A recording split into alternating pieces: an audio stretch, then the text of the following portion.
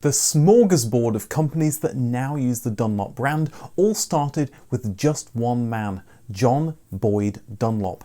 He was a Scottish vet living in Ireland and a serial inventor who hit upon the rubber pneumatic tyre in 1888. This wasn't the first time the pneumatic tyre had been invented. It had originally been invented in 1847 by fellow Scot Robert William Thomson. So you could say the Scots were the first to invent the pneumatic tyre twice. Nothing was done with the original invention in 1847, but by 1888 there was a clear use for Dunlop's invention, the bicycle. Early bikes had been known as bone shakers due to the lack of any suspension. Pneumatic tyres allowed for enough suspension to make the ride comfortable, and by the 1880s bicycle designers had hit upon a practical design that was easy to get on and off and used gears to get to decent speeds. The new diamond-framed bike became known as the safety bicycle, and Dunlop's invention was the final piece in the puzzle towards making this a truly practical device. The story goes that John Dunlop's 10-year-old son had been prescribed exercise by his doctor, and specifically cycling. But the lack of suspension meant continual headaches. His father designed pneumatic tyres for the boy's tricycle, which was such a success he soon had competitive cyclists knocking at his door. With them installed on their bicycles, they soon started winning races. This got the attention of one Harvey Ducross, president of the Irish Cyclists Association and one of the competitors that had been losing in those cycle races. Ducross approached Dunlop about forming a business, and he readily agreed. John Dunlop would take a back seat in the business with just a 20% stake, with Ducross running it. The 1880s and 1890s were a boom time for bicycles, like they are today with electric vehicles. There was a large demand from customers, and new companies appeared seemingly overnight, providing parts, innovating and producing an increasingly superior product. At the same time John Dunlop was improving his son's tricycle, the Michelin brothers were experimenting with removable pneumatic tyres in France, filing their own patent in 1891. The Dunlop company was an immediate success, but soon they became aware of that prior patent from 1847, and together they worked through the ensuing legal issues to continue to grow the business. Litigious businesses and patent trolls aren't a 21st century thing. Soon the company was expanding with factories around the world, an essential thing to do at this time, because to defend any intellectual property in many foreign markets, a company had to be actively manufacturing there. Dunlop would sell his stake in 1895, and Ducross would sell the whole business the following year to an industrialist for £3 million. That's around £400 million today. Not bad for a company that was just 6 years old. That same industrialist would drum up support for a £5 million public sale by bribing financial journalists with discounted shares and appointing aristocrats to the board. But the ploy worked, netting a £1.7 million profit for the public sale. Dunlop's Australian subsidiary would be floated on the Australian stock market in 1899. All these public sales would help Dunlop, giving them access to additional capital to meet the ever-growing demand for bicycle tyres. The newly renamed Dunlop Pneumatic Tyre Company would use this capital to acquire its own rubber mills to control more of the supply chain. In the 1890s, all rubber was naturally sourced by tapping rubber trees. It was a labour-intensive process, but there was a plentiful enough supply and the price was reasonable. By 1900, the Dunlop company was looking to diversify from bicycle tyres. Automobile tyres would be an obvious move, but at this point very few cars were being sold. The sale of vehicle tyres would of course increase, but Dunlop would diversify into other areas such as aeroplane tyres, golf balls and even garden hoses. And of course Dunlop had its competitors. Between 1904 and 1909, Dunlop's French subsidiary lost the equivalent of £24 million as they started losing out to competition such as Michelin in France, Continental in Germany, Pirelli in Italy, and a raft of American companies, plus local competition like British Avon tyres. Soon after the company's formation in Dublin, there was an interest in opening a factory in the UK, and specifically around Coventry. The British Midlands was the heart of the UK bicycle business, so it made sense to build a factory there. After complaints from Dublin's city government about the smell from the rubber factory, it gave Dunlop an excellent reason to relocate operations to Coventry. The First World War drove production of tyres to an ever higher level, and by 1916 they'd outgrown their existing factories. Dunlop decided to build their equivalent of Tesla's Gigafactory, the mighty Fort Dunlop, between Birmingham and Coventry.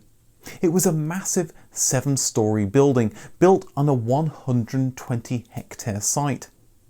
As Dunlop expanded, they were eager to own the entire production process, from rubber production to end product.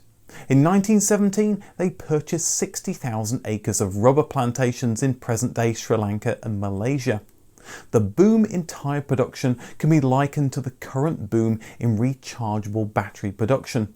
In the 1970s, it was limited to car batteries and other limited applications. Then in the 1980s and 90s, production ramped up with the first boom in mobile phones and laptop batteries. By the late 2010s, EV battery production started to increase. Dunlop saw a similar double boom, first in bicycle tyres, the must-have transportation in the 1890s, then a much bigger boom in vehicle tyres, which extended beyond personal transportation to commercial and military uses. As every vehicle used tyres, and they were a consumable product, it's easy to see why tyre companies were valued so highly. By the end of the First World War, Dunlop was the 14th largest manufacturing company in Britain. By 1930, it was the 8th largest public company in Britain by market value.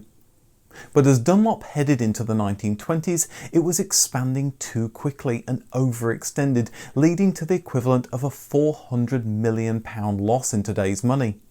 This led to a boardroom shake-up and new management that curtailed some of the risky speculation that had been going on.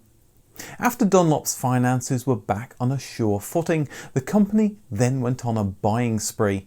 By the mid-1920s, they were making tennis balls and had bought a company that made rackets. In 1926, they acquired Charles Mackintosh of Manchester, a shoe and clothing manufacturer started by the inventor of the rubberized Mackintosh. By 1929, Dunlop had developed and patented a latex foam product, which allowed them to further expand beyond tyre production. There was always a risk when a company relies too much on one product, and Dunlop was spending cash it had on hand to expand and protect themselves from dips in the tyre market. In 1920, 90% of their market was tyres, but in 1928 it was down to 72%. Dunlop was also expanding around the world. By 1930, it had an equal market share to Michelin in their home market, and they had the second largest tyre factory in Germany. By 1936, they'd started manufacturing tyres in India. Dunlop built the first of its famous tyre-shaped motorsport footbridges for the 1932 24 Hours of Le Mans, where today there's also a Dunlop curve and a Dunlop chicane. They would go on to make 10 others around the world, becoming an iconic sight and tying Dunlop's name to performance tyres. Natural rubber started to be replaced by synthetic rubber in the 1930s and 40s. Early synthetic rubber was crude in comparison to the real stuff. Russia had used it during the First World War, but had immediately returned to natural rubber once they could import it again. But demand for rubber was growing year on year as vehicle and bicycle production expanded. Dunlop competitor BF Goodrich produced an early synthetic tyre in 1940, and synthetic tyre production increased with the Second World War due to increased demand and disrupted supply from far-off rubber plantations. The Second World War was a great time for Dunlop, as it was for any company that supplied the war effort. By 1946 they employed 70,000 people. The company continued to improve their products and expand into new markets, with the first self-sealing tyre in 1948 and Maxaret, an early anti-lock braking system, in the early 1950s. By the late 50s they were moving into diving equipment such as wetsuits, snorkels, diving masks and swimming fins. By 1955 Dunlop had almost half the UK tyre market, but soon they were in hot water with the UK government, who'd found out that they'd been price fixing with their competitors, and this led to lower profits and a lower market share. While Dunlop was still a powerhouse, quality in the 1960s started to slip, and this lost them more market share. They bet on textile radial tyres, where competitors made steel belted radials that were much more durable and more popular with customers. But with the ever-increasing popularity of motor vehicles and Dunlop's increasing push into new markets, they continued to do well. By 1968 they were making fire hoses and other firefighting equipment, and by 1970 they had over 100,000 employees and were the 35th largest company outside the USA. You'd be surprised how much you'd miss Dunlop. Huh? Dunlop tennis balls, Dunlop inflatable boats, Dunlop slippers. The 1970s were a time of decline in the British car industry, and there were widespread strikes.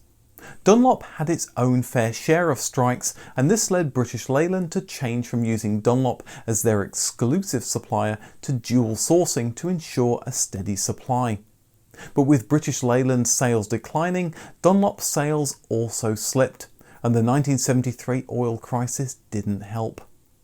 In 1971, Dunlop entered into a partnership with rival Pirelli. Each company would take a minority stake in each other's subsidiaries. But what Dunlop didn't know is that Pirelli's subsidiaries were losing money, and this meant Pirelli's problems were now Dunlop's. By the end of the 1970s, Dunlop had amassed large debts and would end the disastrous Pirelli agreement in 1981. At the same time, they needed to modernise their business, which cost another £500 million in today's money. But Dunlop took far too long to jettison the Pirelli agreement, and it had mortally weakened the company.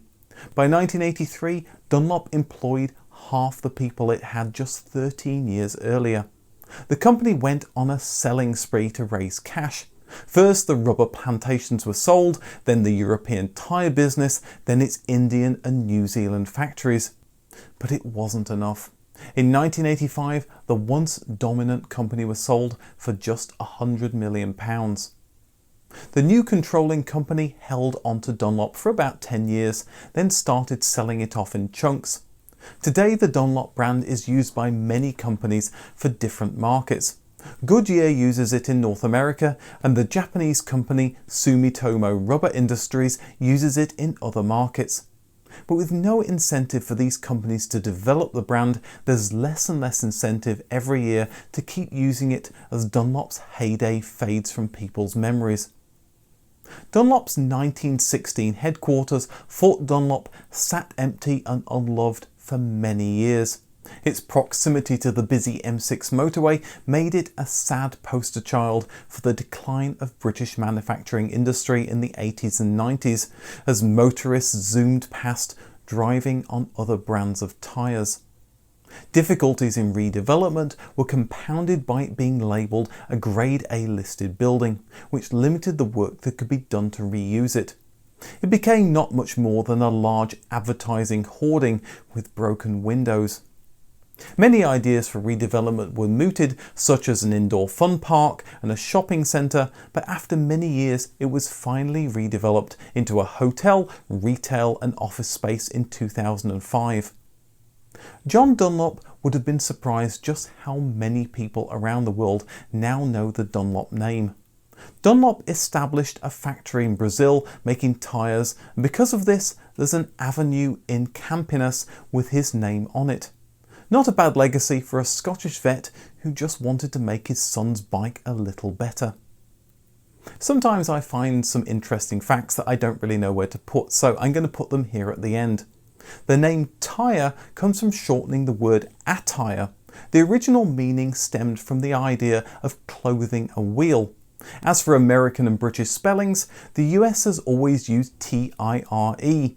The UK has used both T-I-R-E and T-Y-R-E up until about 1905, when they standardised on T-Y-R-E to differentiate something you put on a wheel as opposed to any other usage of the word tyre. So I'm sorry Brits, you've been spelling it wrong all these years, and it's the Americans that have gotten it right. Oh, and gotten is also correct, as it's an old English word that died out of use in the UK, but Americans kept on using it. But I'm sorry, write me just isn't right. It's write to me. You don't read me a letter. Oh, wait. A big thank you to all my patrons for supporting me as always. To get early advert-free access to new videos or to appear in the credits, please consider supporting me using the Patreon link below from just $1 or 80p a month, and hit that subscribe button to get notified of new videos. Thanks for watching, and see you in the next video.